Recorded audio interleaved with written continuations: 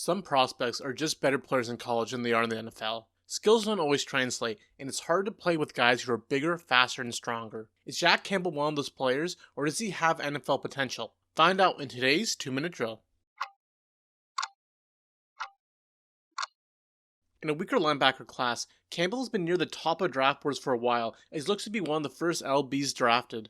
Unfortunately, I just don't see it with Campbell. He has great size for a linebacker at 6'4 and 245, but he doesn't use it well. He can't get off blocks with power or quickness, and the running back constantly gashes his hole. He comes in like a freight train, but too often gets out-leveraged and maneuvered out his gap. This is especially worrisome when it's a tight end or fullback that overpowers him. Campbell is also pretty poor in the open field, mostly due to his bad change of direction skills, but also due to his form. He doesn't wrap up exceedingly well, and allows extra yards after first contact. When he squares up and takes the running back head on, he's able to make some impressive stops, but the consistency isn't there. He's also slow at his stance, and there's a couple plays where he's noticeably late on play recognition. This is really my main issue with Campbell. He's more of a reactive player than an instinctual player, which can be okay, but Campbell does not have the athleticism to get away with it. In coverage, Campbell's greatest asset is his intelligence.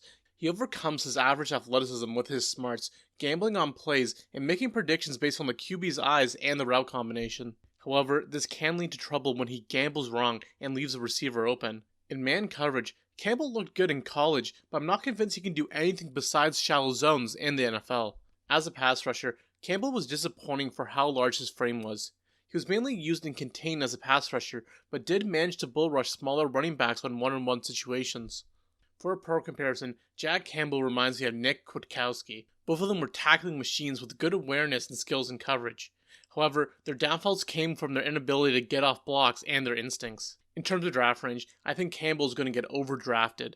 Teams are going to fall in love with his leadership and IQ and want him as their starting linebacker.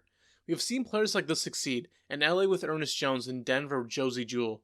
However, both of those guys were taken outside the top 100 picks, and I think that's where I'd take Campbell as well. There's a good player in there.